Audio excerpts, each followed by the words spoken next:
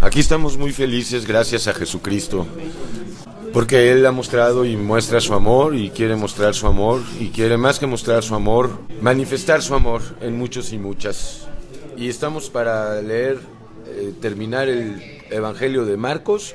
Hoy quedan pendientes el 15 y el 16.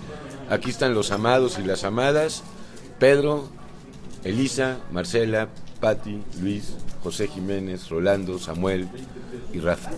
Y así es, aquí estamos, vamos a leer estos últimos momentos de vida terrenal del Mesías. Él vino a cumplir. Esta crucifixión no fue algo inesperado para él.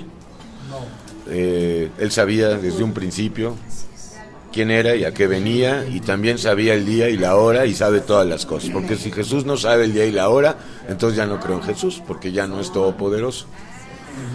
Él lo dijo por condescender y por mostrar, como lo discutimos, mostrar pues que toda la gloria es del Padre, y también para que no andemos de preguntones. Sí. Así es. Muy de mañana, habiendo tenido consejo los principales sacerdotes con los ancianos, con los escribas y con todo el concilio, llevaron a Jesús el Mesías atado, como se llevaban a los corderos, al matadero, atados. Les atan las piernas, y ya, porque si no, pues, se defienden con... Así es, pero Cristo, aunque no lo hubieran atado, hubiera ido. Así es, o sea, estuvo de más que le pusieran eso, pero bueno, fue para mostrar que también Él es el Cordero, y se cumplió con los escribas y con todo el concilio. Los escribas, a fin de cuentas, son los intérpretes de la Biblia, ¿verdad? Cosa que Dios abomina, el que se presente como intérprete de la Biblia. Porque hay quienes dicen, esa es una mala interpretación. Entonces nosotros decimos, toda interpretación es mala, no hay buenas y malas. Todas son malas, porque no está sujeta la Biblia a interpretaciones privadas ni colectivas, como la de los testigos de Jehová. Esa fue una interpretación colectiva, porque se encerraron 7 o 8 de los fundadores de este movimiento durante meses, tipo así con los ancianos, los 70 ancianos, y llegaron a la conclusión de la nueva versión. Y llevaron al Señor atado y le entregaron a Pilato, procurador romano en este tiempo. Pilato le preguntó, ¿eres tú el rey de los judíos? Respondiendo él, le dijo, tú lo dices. Y genial la manera de contestar, ¿no? Porque no está enfrente de cualquiera, pero Cristo no se dejaba intimidar, como tú y yo no debemos dejarnos intimidar por ninguna figura poderosa, ya sea por política o por poder económico o poder intelectual. Hay ese miedo, hay miedo a la ley y a la autoridad. Ahí están en la cápsula, y es real. Y Cristo dice, respeten la autoridad, no le teman. Es muy distinto respetar la autoridad a tenerle miedo. Dar al César lo que es del César. Así es, hay gente que le tiene miedo a la autoridad de su casa. Ok, sí, pero lo primero que escuchó Abraham es, sal de la autoridad de tu padre y de tu madre, que equivale a salir de la casa, del yugo, porque esta ley no es justa. Esta ley no es justa, la ley justa es la de Dios, así es. Respondiendo le dijo, tú lo dices. Y los principales sacerdotes le acusaban mucho. Bueno, aquí vemos al acusador, ¿verdad? Diablo, ¿verdad? Pero pues si estamos con Yeshua, no tiene nada que acusarnos, aunque nos sigue acusando. ¿Qué hacemos? Caso omiso de sus acusaciones. Ahora, si no estamos con Cristo, su acusación sí tiene validez. Así es. Y los principales sacerdotes le acusaban mucho. Otra vez le preguntó Pilato diciendo, ¿nada respondes? Y es que le maravillaba su templanza, su dominio propio, su silencio. Mira de cuántas cosas te acusan, mas Jesús ni aún con eso respondió. De modo que Pilato se maravillaba. Ahora bien, en el día de la fiesta, ¿qué fiesta estaba sucediendo? La Pascua, exacto, la Pascua, sí. Así es. Le soltaba un preso, cualquiera que pidiesen. Y había uno que se llamaba Barrabás, preso con sus compañeros de motín que habían cometido homicidio en una revuelta. Siempre que hablemos de homicidio, bíblicamente hablando, hay que situarlo en el lugar a donde debe de estar. Se mata con la boca. Porque hasta hoy siguen pensando que yo no he matado a nadie, no he descuartizado a nadie, y yo he descuartizado a mi mamá 50,000 veces, hermano. Francamente. Así, con la boca, ¿no? Con la mente, bueno, ya no digo, pero lo estoy pensando. Bueno, entonces, así es, también descuartizamos y desvestimos también. Así es. Viniendo la multitud comenzó a pedir que hiciese como siempre les había hecho. Y Pilato les respondió diciendo: ¿queréis que os suelte al rey de los judíos? Porque conocía que por envidia le habían entregado los principales sacerdotes. Y bueno, esa es la envidia. Toda la iglesia de Dios es sumamente envidiada. No importa que nos desechen. De hecho, el hecho de que nos desechen es muestra de que hay envidia. Ahora, no envidian todo de nosotros. No. O sea, no van a envidiar si te ven pobre económicamente, eso no lo van a envidiar. Y muchos miembros de la iglesia de Dios vivimos al día, es la verdad. Yo incluido entre ellos. Gracias a Jesús, porque es la maravilla más grande que nos puede pasar. Pero sí hay manifestaciones del Espíritu Santo que producen mucha envidia. La paciencia, el gozo, el dominio propio, la autoridad. Esas cosas sí que sacan de quicio a los inconversos, porque no las obtienen en sus universidades, no las obtienen ni leyendo todos los libros, ni viendo todas las películas, ni yendo todo el mundo, ni en nada. Esto es poder espiritual. Nada, así es. Entonces, pues hay envidia y hay que saber manejar estas cosas, porque un hijo de Dios que no esté pues curtido en el discernimiento, a lo mejor se va a empezar a enseñorear o a creerse más de los demás, porque además al que envidia no es a nosotros, al que está en nosotros, que es distinto. Y luego empezamos a creernos pues que es lo nuestro, ¿no? Ok.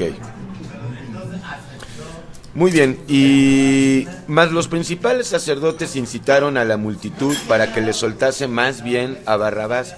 Oye, qué increíble perversidad la nuestra, ¿no? Que preferimos pues a la criatura vieja, porque la criatura vieja pues se llama Barrabás, ¿no? Sí. Que a Cristo.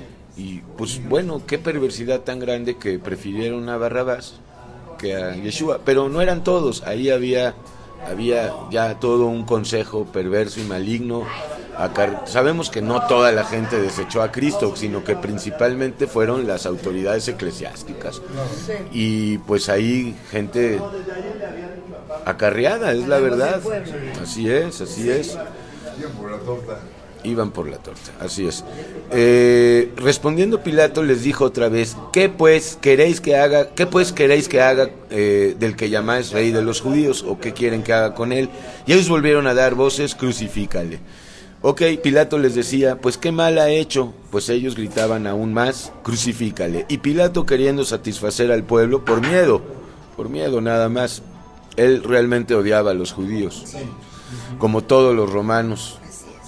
Así es, le soltó a Barrabás y entregó a Jesús después de azotarle para que fuese crucificado.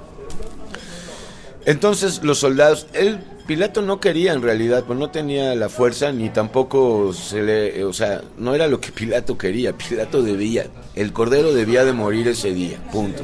Y todos los actores se conjuntaron en ese momento, el poder religioso judío, el poder romano, y pues le dieron muerte cumpliendo el Salmo 2 y otros salmos. Entonces los soldados le llevaron dentro del atrio, esto es al pretorio, y convocaron a toda la compañía y le vistieron de púrpura y poniéndole una corona tejida de espinas comenzaron luego a saludarle: salve, rey de los judíos. Esta es la mofa, es el escarnio, es lo que también había dicho Isaías en el capítulo 53, ¿verdad?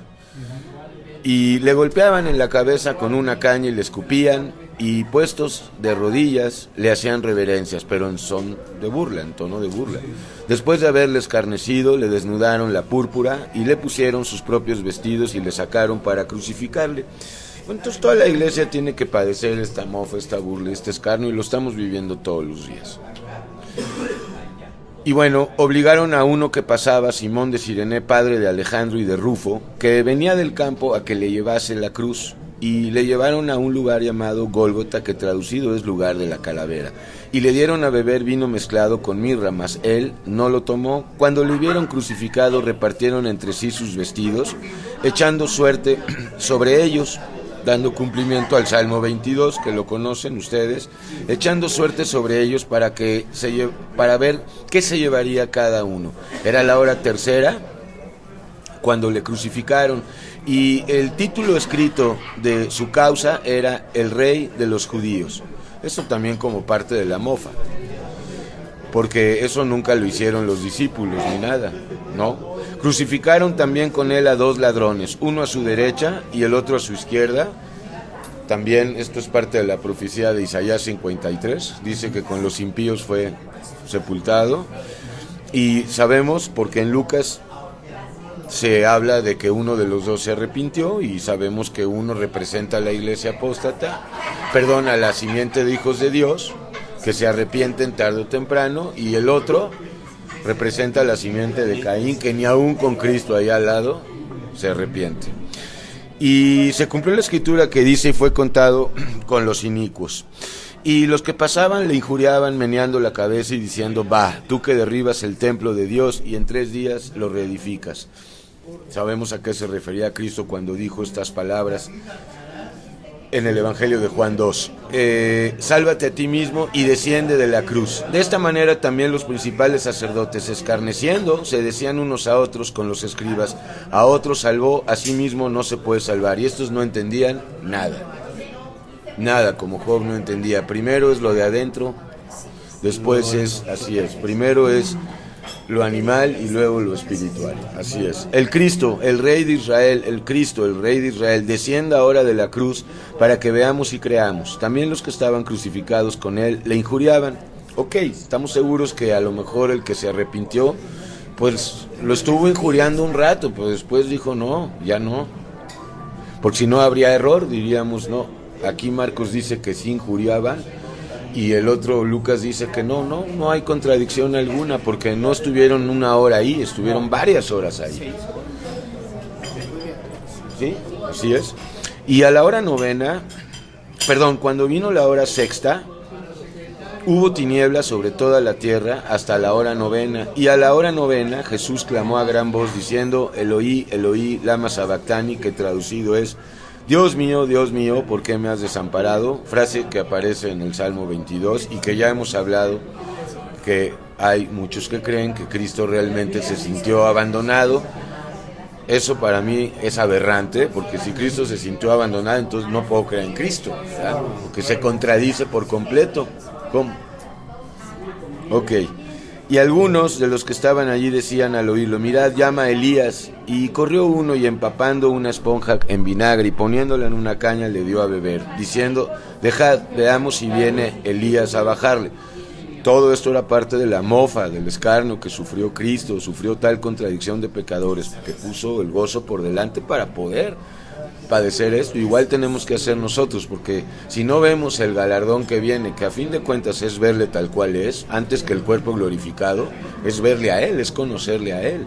Y hay muchos que lo primero que quieren es ver a sus seres queridos llegando, y pues ahí está ya algo medio raro, ¿no? Pues como que primero te interesa ver a tus seres queridos y luego a Cristo.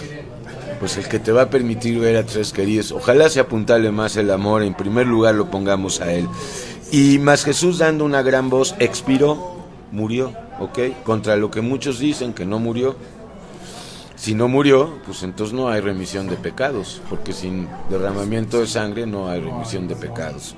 Entonces el velo del templo se rasgó en 2, de arriba a abajo, y sabemos que esto, prefigurando con esto, pues Pablo en Hebreos, ¿verdad?, habla de esto, haciéndonos o dándonos a entender que ahora ya está abierto el camino nuevo y vivo para entrar al lugar santísimo, no una vez al año, sino permanecer ahí.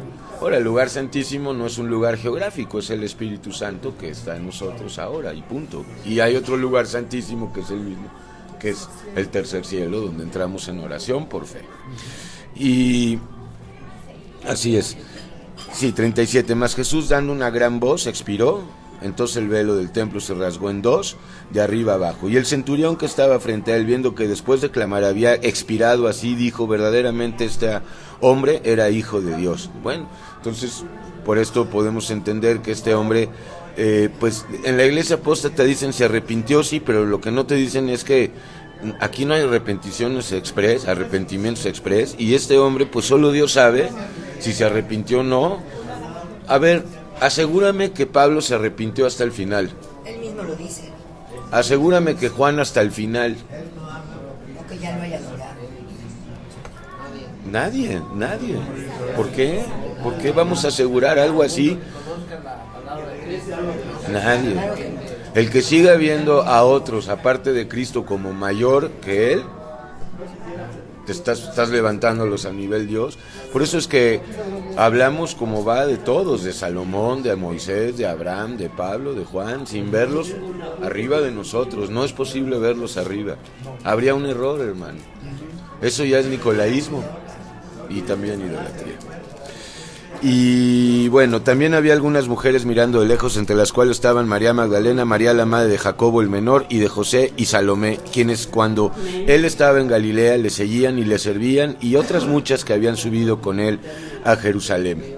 Cuando llegó la noche, porque era la preparación, es decir, la víspera del día de reposo que para la iglesia es a cada instante, viviendo en juicio, viviendo con Cristo, hay reposo, dejando de hacer nuestras obras. José de Arimatea, que también, sin mencionar el nombre, Isaías habló de este, y en los ricos o con los ricos fue su sepultura.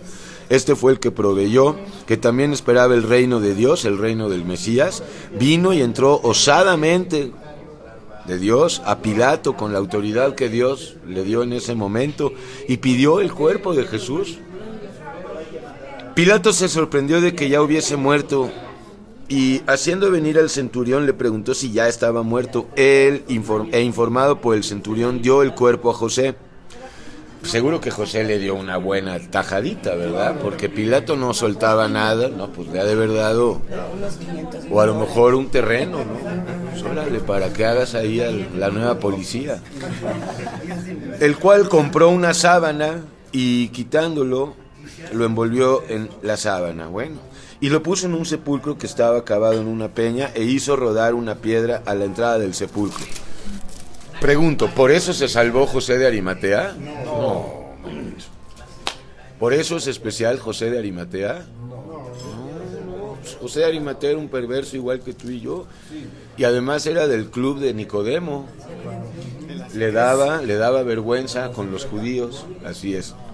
Seguramente ya después los mandó a la goma, ¿no? Ya. Así es.